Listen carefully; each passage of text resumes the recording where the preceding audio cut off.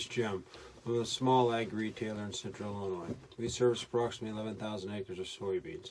9,500 acres are extend, and 5,000 of those acres we custom apply using 2 sprayers, an Hagie STS-14 and a RoGator 1100. The RoGator had 3 middle sections with the hoods, and both sprayers sprayed approximately the same number of acres, and most of our extend acres were applied between June 1st and June 8th of 2018. After getting reports back on a few of the fields that the Hagie sprayed with complaints, I realized how many inversions happened in our area during the time that we were spraying. And this would have been inversions happening both on the Hagie fields and on the RoGator fields. The hoods were obviously reducing off-target movement, and this was extremely obvious when you stood downwind and you didn't feel anything. Most of the fields in our area do not have a lot of hills or terraces, and the few that we did have, the RoGator sprayed. RoGator sprayed these fields a little bit quicker than normally. My feeling on that is because the RoGator is able to carry the boom slightly higher and was able to go up and over these terraces and the hills and stuff at a little bit more consistent speed. Even though the boom was being carried higher, the bottom of the hood was still only a couple inches above the crop. This also allowed the applicator to be much more comfortable and much more confident when he was spraying.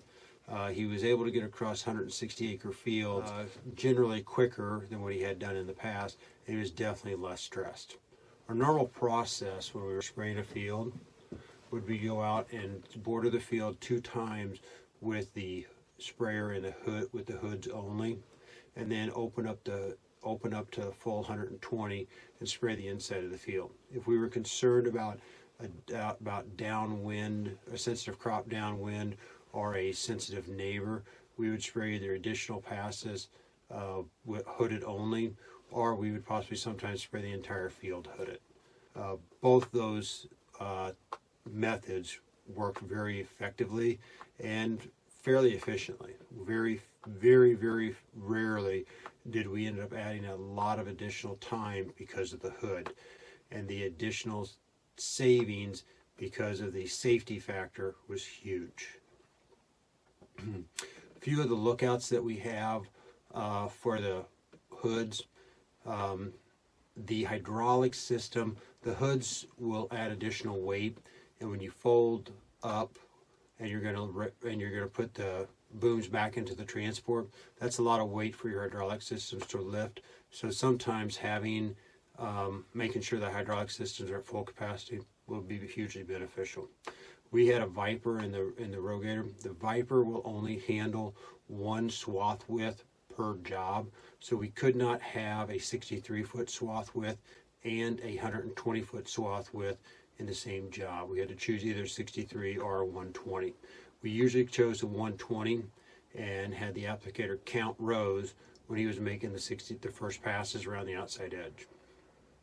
The last little problem that we had was that the sprayer, when you're going down the road, is 4 to 5 feet wider. It's approximately the same width as a 5310 anhydrous toolbar. I did have a few people ask me questions about plug nozzles. We honestly didn't have any plug nozzles under the hoods. I don't know if that was because we, at the end of every night, we either blew our booms out with air or we blew the booms out with water. We also started each morning by charging the boom in a sequence that we could kind of watch to make sure that we didn't have any plugs.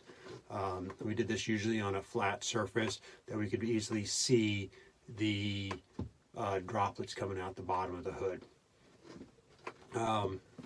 That's it.